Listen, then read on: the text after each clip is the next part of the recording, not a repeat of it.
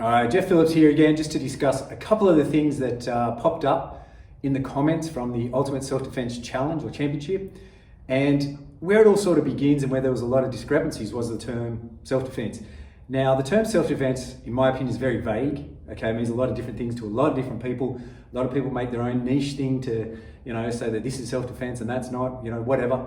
But I think we can all agree that it generally means going home safe, regardless of who it is. That's your end goal, really. So a couple of things that popped up were a few of the myths from the 80s where people were stating things like, you're not allowed to fight back, you just must redirect them or hold them there, or that kind of thing, which is very archaic thinking. That was the kind of stuff that we did back in the 80s, and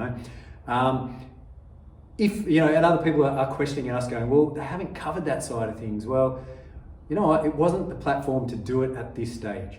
So if you have a look at episode 1, right at the end of it, there's a dedication to a guy, Paul the Beast Mazurkovic. He was one of Australia's best criminal lawyers. His funeral was actually the day that it came out.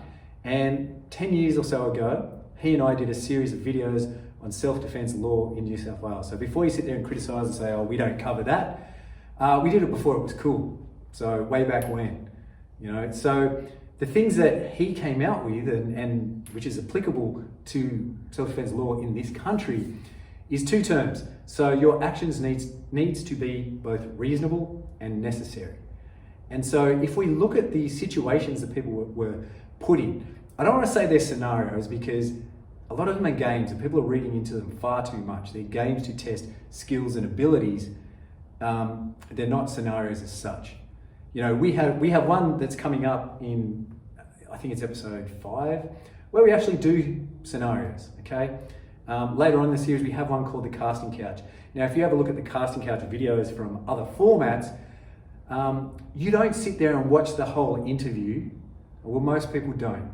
They skip all that dialogue and get straight to the action scenes, and that's what we're doing here. You don't have to watch all that dialogue. You don't have to have a reason that 6 people are chasing you into an empty warehouse. It's a game. Don't read into it too much. You're the kind of guys that sit there going, oh, that stepsister's not stuck there. She could get out of it. I'm going to watch another video. You know what I mean? Put it in its place. So again, those terms, reasonable and necessary. So is it reasonable if someone is throwing punches at you on a bus to throw punches back? Absolutely. Is it necessary? Absolutely. Okay, no disputing that. You can go to the court of law and say, this dude was hitting me, kicking me, so I hit him and kicked him back. Very defendable. Okay.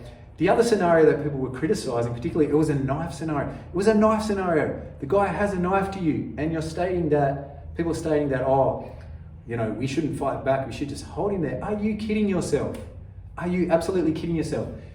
One thing about this self-defense law is that it needs to be an even playing field, okay, in the 2 parties. That person has a knife, they're up here and you're down here. So you're allowed to take action to even the playing field. Punching, kicking, headbutting, wrestling, all those things, does that even the playing field? Somewhat. But to sit there and say, no, I should hold him there and that's completed, absolutely not. Because the longer you're there, the more you're in danger. So you're in danger of them actually getting away from it. I think one of the contestants said, I could hold them there all day. You can't. That's a lie. I would dare say you'd be able to, anyone could get out in 5 minutes, particularly if you take away all the protective gear. So take the helmets off, and then that person's allowed to bite, for one. If they're a kind of person who's going to bring a knife and try and stab you or hold you up, they're probably going to bite you. Number 2, do you want to be that up close and personal with that kind of person? I don't think so. There's the obvious ones where their friends could come in, they may have another weapon, all of those things. You want to do what you need to do to get out of there as quick as possible. The longer you stay in that situation, the more you are at risk. See, I sort of call self-defense, I put it in the same category as first aid. Now in first aid in Australia, you use it for emergency situations, obviously, but there's an acronym that it's taught off, which is Doctors ABCD.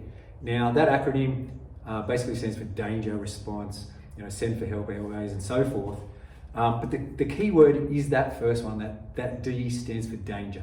And what that implies is, if I come out to do first aid on someone and just say there's a puddle of water there, and there's electrical cables lying around, I should look at that situation and go, you know what? If I go and try to help that person, there's going to be 2 casualties. So I'm going to stand back, I'll call for help and let it happen.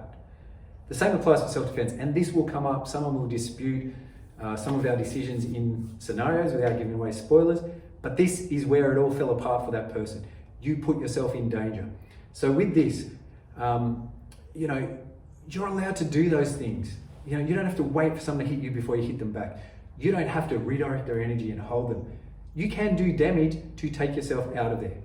So the danger, you're the most important thing. Remove yourself from the danger first and foremost, then you can take care of other things. So to sit there and rubbish on this whole thing because, oh, self-defense, you know, people are too literal. Just get in there. Show me the rules, you know, on the bus. Oh, what were the rules? You know, did you want a list where it said 2 points for an omoplata, 3 for a Von Floof check? No, like, it's a fight. Just fight. Do what you got to do to win the fight. You know, we're being too pedantic. We're reading into stuff far too much. We don't need to. Just sit back and enjoy it.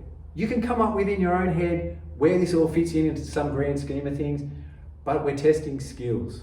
You know, we need to take a step back and chill and appreciate it for what it is. The other stuff's coming up.